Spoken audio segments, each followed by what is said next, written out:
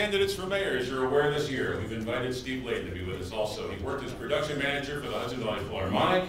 He was technical director for the Bard Music Festival, arts administration fellow for the National Endowment for the Arts. He administered the grants programs for the Dutchess County Arts Council. And you may remember here in Kingston a few years ago, he was the managing director and curator for our biennial sculpture celebration. He was coordinator of special events in the Office of Community Relations at SUNY Ulster, former administrator of the Trolley Museum here in Kingston, and he's a published author and artist. And candidate this year for mayor on the Red Dog Party, Steve Ladin. Steve?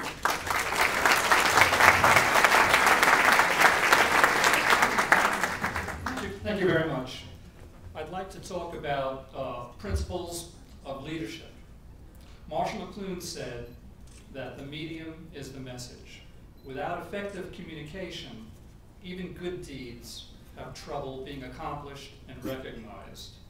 So I really believe that communication is really a founding principle upon which we can accomplish many things. I think over the past several years, as I've observed things going on in the city, events, road paving, things of that nature, there has been a lack of communication. People don't seem to know what's really going on. So I think that's an area where we can really improve how the city communicates with its citizens. After all, the citizens really are our clients. Lately, there's been a number of proposals. For instance, Facebook, using Facebook more within the city and the Common Council. All that's fine and well, but I think we have to explore other areas where messages have to be communicated. I know as I traveled around town the past few weeks, it's very difficult sometimes getting out of town because of the paving going on. It's great that the paving is happening, but yet the citizens should have a way of knowing where the street closings are. I don't think this really is the fault of the city or the construction agencies, but I think there are ways we can do it, such as using the Main Street Manager blog or some other area where people know they can get up-to-date information. Well, leadership. What is leadership? There are a number of principles. First principle of leadership is moral accountability. And that's what I plan on basing my legacy, is moral accountability. You can't take my word for it. You'll just have to see what happens as we go along. I will also gain wisdom from my failures. That's very important. I'm not afraid to fail. I've failed many times in my life. As an artist, I've been rejected constantly when I've submitted my work to galleries or to art shows. I've gained wisdom from my failures every time, and I am not scared to fail. A great cause is not enough. My commitment to my cause will inspire other people to follow. Leadership is empowering when motivated from a pure heart. When I first started my candidacy, I wrote out what I thought would be my platform points, which I still go by, and I sent them out to a few people just to read before I posted it up on my webpage. And I was surprised by some of the comments that I got back.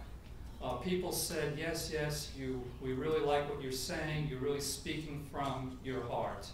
And that's what I'm trying to continue to do, is to speak from my heart. Another important aspect of leadership is thinking outside the box. What is that? Everybody says they think outside the box. Well, this is what it is. When you're outside the box, you're on your own, and everything you do is unapproved. Job security? Zero. Thinking outside the box? It's a place littered with failure. There are no known roadmaps once you're out there. Potential of being outside the box? You can achieve what all before you thought was impossible. Persistence will be rewarded. Many of you have seen me walking the streets here in Kingston. I've been doing this since mid-January. I think that shows a commitment. I've been listening to people, and that's how I've realized many of the problems that Kingston has are just not easily solved, and they're just so numerous. It's just unbelievable how, I mean, we can't even get into half of them, you know, in a week. Another thing that I was struck by, I'm an avid reader, and one of the books I read was called Happiness in the Blue Zone, and it's very surprising about how people find happiness. I'm out of time, I really can't speak to any of that, but it's called Happiness in the Blue Zone by Dan Buettner. Thank you very much.